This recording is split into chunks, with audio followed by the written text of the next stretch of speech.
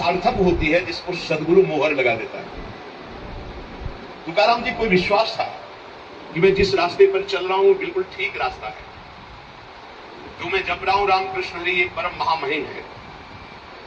पर अगर यही मुझे सदगुरु मोहर लगा देते कि तुम्हारा मार्ग सही है, तुम जो जप रहे हो ये ठीक जप रहे हो, तो निश्चय मेरा चित्त आनंद से युक्त होकर इस मार्ग में दौड़ पड़ता। लेकिन बार बार मेरा चित्त लड़खड़ाता है, मैंने गुरुदेव का वरण नहीं किया। जब तक गुरुदेव नहीं मिलते तब तक शांति कैसे मिल सकती है? अपना रास्ता सही है ये गुरुदेव से ही विश्वास होता है।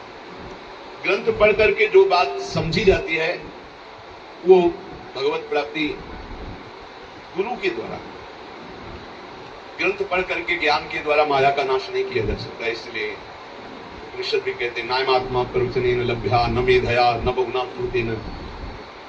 जहां बुद्धि नहीं पहुंच पाती उस पद का साक्षात्कार गुरु कृपा से होता है, पढ़ने लिखने से नहीं। कि हम उपनिषद पढ़ लिए तो तत्व ज्ञानी हो गए, तत्व बोध प्रायसा गए, मोक्ष मूलम गुरु कृपा। स्वानुभव प्राप्त साक्षात्कार किए हुए महात्मा का अगर एक क्षण का समागम हो जाए तो परमार्थ की सारी विद्याएं अपने आप प्रकाशित हो जाए।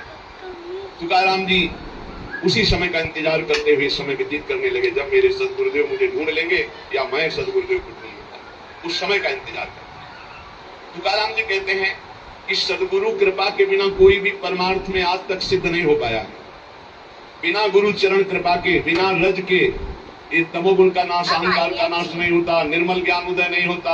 आत्मज्ञान उसी को प्राप्त होता है जो गुरु निष्ठावान होता है, जिससे जड़ चेतन ग्रंथ का भेदन होकर जीवन मुक्त महापुरुष होता है। वो केवल गुरु कृपा से ज्ञान होता है, वो पढ़ने लिखने से नहीं होता।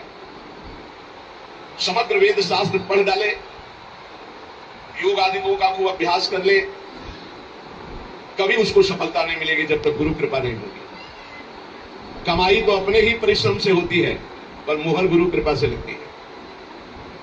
भगवान के दरबार में उस तपस्या, उस स्वाध्याय, उस योग, उस ज्ञान का कोई मूल्य नहीं है जिस पर गुरु कृपा की मोहर नहीं लगी। वो सिक्का नहीं चलेगा।